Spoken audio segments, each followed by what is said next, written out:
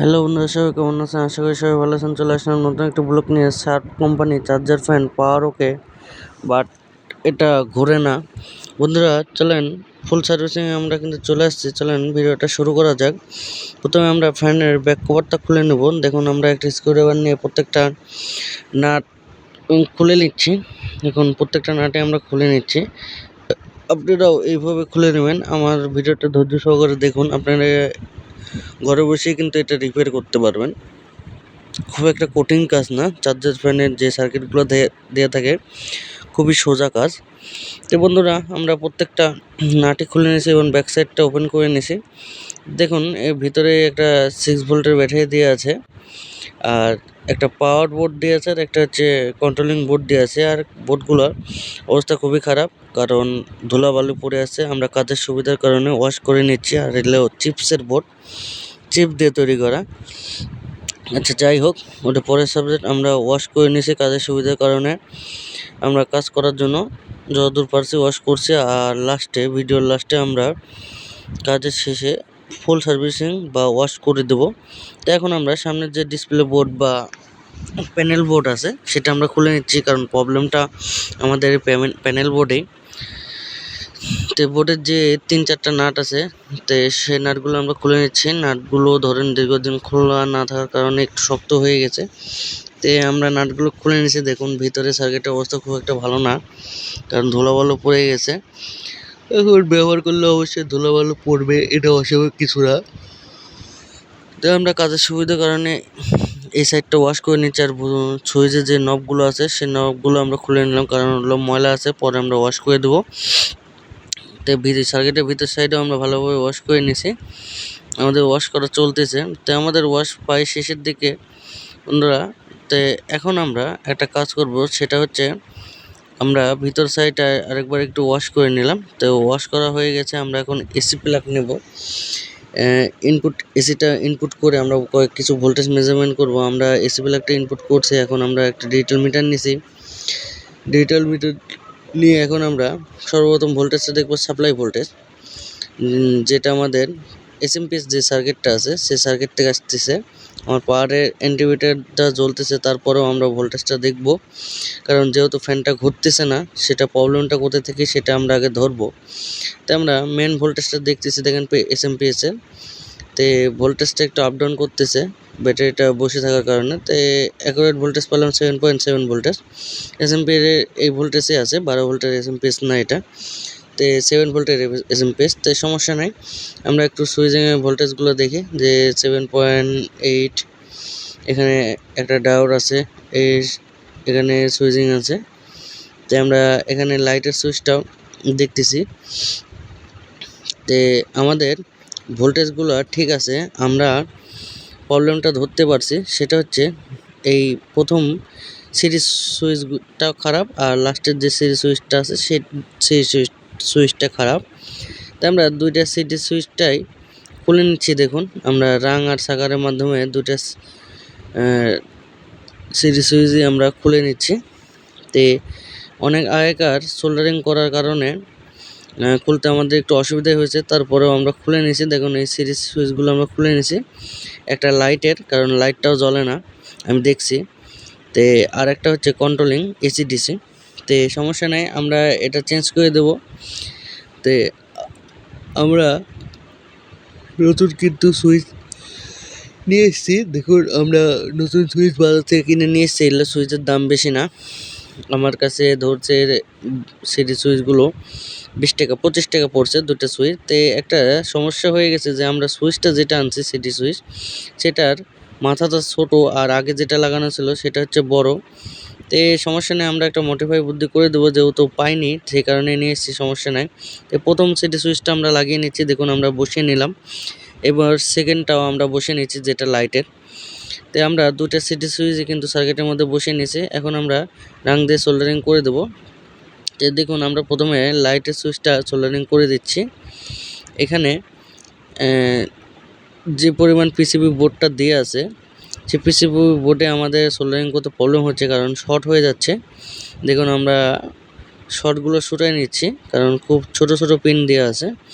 তো সমস্যা নেই, আমরা একটা সোল্ডারিং আয়রনের মাধ্যমে শর্টগুলো ছুটে দিচ্ছি।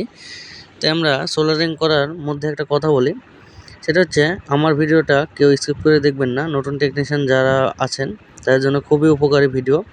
কেউ স্কিপ করবেন না, ধৈর্য সহকারে দেখবেন। আর ভিডিওটা কেউ টেনে টেনে দেখবেন না। আর আপনারা যারা হচ্ছে বাসাতে রিপেয়ার করতে চাচ্ছেন, তাহলে আমার ভিডিওটা দেখে এরকম স্টেপ বাই স্টেপ কাজ করবেন, তাহলে আপনাদের কাজটা হবে। একটা রাং আর সোল্ডারিং আয়রন থাকলে হবে, আর আদার্স কিছু লাগবে না। এরকম সমস্যা হলে আপনারা করতে পারেন, সমস্যা নেই। তারপরেও যদি না হয়, আমি তো আছি, সমস্যা নেই। আমাকে ডিসক্রিপশনে বা কমেন্টে জানাবেন যে এই প্রবলেম দেখাচ্ছে, আমি অবশ্যই আপনাদেরকে অ্যান্সার দেব। আর আমার ভিডিওটা ভালো লাগলে অবশ্যই লাইক কমেন্ট শেয়ার করতে ভুলবেন না। আর আমার চ্যানেল নতুন হলে অবশ্যই সাবস্ক্রাইব করে দেবেন। তো বন্ধুরা, আমাদের কিন্তু সিডি সুইচটা লাগানো হয়ে গেছে। তো আমরা এখন ওয়াশ করে দিচ্ছি। আমরা থিনার দিয়ে ভালো করে সার্কিটটা ওয়াশ করে দিচ্ছি, কারণ রাং রজন ঠেকানো হয়েছে, দেখতে খারাপ লাগতেছে। তাই জন্য আমরা ওয়াশ করে দিচ্ছি। দেখুন, ভালোভাবে আমরা ওয়াশ করে দিচ্ছি। আমরা ওপর সাইডে, সার্কিটের ওপর সাইডে একটু হালকা ওয়াশ করে নেব। দেখুন, আমরা হালকা করে ওয়াশ করতেছি, খুব একটা করব না, কারণ ওপর সাইডে আমরা ওয়াশ করে নিছি। হালকা করে করলাম। তাই আমাদের ওয়াশ করা কিন্তু কমপ্লিট হয়ে গেছে। দেখুন, আমাদের সার্কিটটা কিন্তু ওয়াশ করা কমপ্লিট হয়ে গেছে এবং সার্কিটটা আমাদের ওকে হয়ে গেছে। এখন আমরা উপরে সুইচের যে নবটা আছে সেই নবগুলো লাগাই নেব। তো এখানে একটা সমস্যা হচ্ছে কি, যেটা প্রথমে বললাম যে আমরা সিডি সুইচ সেম একটা সিডি সুইচ পাইনি। তো এখানে আমরা নবটার মধ্যে দেখে নেব যে উঁচা নবটা কোনটা হচ্ছে, সেটা আমরা ওই যে সিডি সুইচের ছোটো মাথা পাইছি সেটাতে লাগাই দেবো। দেখুন, আমি নবগুলো আমরা কিন্তু চেঞ্জ করে দেখতেছি যে কোনটা বড় মনে হচ্ছে।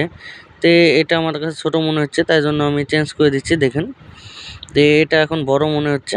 তো এটা হাতা পাবে, এই নবে হাতা পাবে, তাই জন্য আমরা এখানে বসিয়ে দিলাম এই নবটা। আশা করি এটাতে হাতা পাবে, কোনো সমস্যা হবে না। তো আমরা নবগুলো লাগিয়ে নিয়েছি, এখন বোর্ডটা আমরা ভিড়িয়ে নিচ্ছি বডির সাথে। তো বোর্ডটা আমরা ভালো করে ভিড়িয়ে নিয়েছি। এখন আমরা প্রত্যেকটা নাট লাগিয়ে দেবো, কারণ আমাদের কাজটা কিন্তু ওকে হয়ে গেছে।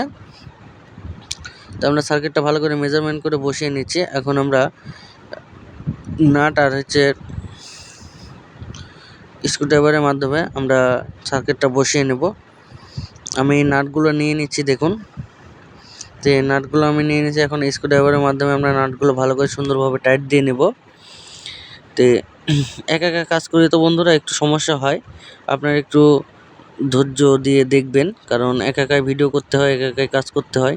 আপনাদের জন্যই কিন্তু এগুলো ভিডিও বানানো। তো আমরা এখন কিন্তু নাটটা প্রথম একটা লাগিয়ে নিয়েছি, তো দ্বিতীয়টা আমরা লাগিয়ে নিচ্ছি। দেখুন, আমরা দ্বিতীয় নাটটাও লাগিয়ে নিচ্ছি। এখন লাস্ট একটা নাট আছে, সেটাও আমরা লাগিয়ে নেব। তো সেই নাটটাও আমরা ভালোভাবে লাগিয়ে নিচ্ছি। এখানে লুজ রাখবো না, কারণ লুজ রাখলে উপরের যে সুইচগুলো আছে ওপর প্রান্তে, সেই সুইচগুলো কাজ করবে না, লুজ থাকবে। তো দেখুন, এটা 6 ভোল্টের একটা ব্যাটারি। এই ব্যাটারিটার চার্জ নেই, দীর্ঘদিন ফেলে রাখছিল। তো সামনের যে নবগুলো আছে সেগুলো ধরেন তুতে পড়ার মতন হয়ে গেছে, তাই আমরা একটু ইন্ডিকেটার ব্লেড দিয়ে একটু হালকা করে ওয়াশ করে দিচ্ছি, যেন তুতে পড়াগুলো হটে যায় আর ভালোভাবে যেন চার্জ নিতে পারে। তাই আমরা ইন্ডিকেটার ব্লেড দিয়ে ওয়াশ করে নিচ্ছি। ব্যাটারিটা চার্জ নেই, আশা করি এটা দীর্ঘ সময় চার্জ দিলে ব্যাটারিটা উঠে আসবে। তাই আমরা ব্যাটারির যে লাইনটা আছে, পয়েন্টটা আছে, সেটা আমরা ইনপুট করে নিচ্ছি। আমরা প্লাস মাইনাস দেখে ইনপুট করে নিচ্ছি। এখন ব্যাটারিটা বসিয়ে দেবো। এখানে ফ্রেম করা আছে ব্যাটারির বসানোর। তো দেখুন, আমরা ব্যাটারির যেখানে ফ্রেম করা আছে সেখানে আমরা কিন্তু বসিয়ে নিচ্ছি। তো একবারে অ্যাডজাস্ট, সমস্যা নেই। বন্ধুরা দেখুন, আমরা ব্যাটারিটা মেজারমেন্ট করে বসিয়ে নিচ্ছি। এখন ব্যাক কভারটা একটু ওয়াশ করে নিচ্ছি, ধুলা পড়ছে। তো আমরা ওয়াশ করা হয়ে গেছে, এখন আমরা ব্যাক কভারটা ভালো করে ভিড়িয়ে দিচ্ছি। আমরা ব্যাক কভারটা ভিড়িয়ে দিচ্ছি, এখন প্রত্যেকটা নাটে আমরা ভালো করে লাগিয়ে নেব। দেখুন, তো আমরা স্ক্রুড্রাইভার দিয়ে প্রত্যেকটা নাটই লাগিয়ে নিচ্ছি। ভিডিওটি কেউ স্কিপ করে দেখবেন না, ধৈর্য সহকারে দেখবেন। নতুন টেকনিশিয়ান ভাইদের জন্য খুব উপকারী। আর সিনিয়র যে টেকনিশিয়ান ভাইগুলো আমার ভিডিওটা দেখবেন, যদি ভুল টুল হয়ে থাকে তাহলে অবশ্যই আমাকে বলবেন কমেন্টে। আমি আশা করি নেক্সট ব্লকে আমি চেষ্টা করব চেঞ্জ করে দেওয়ার।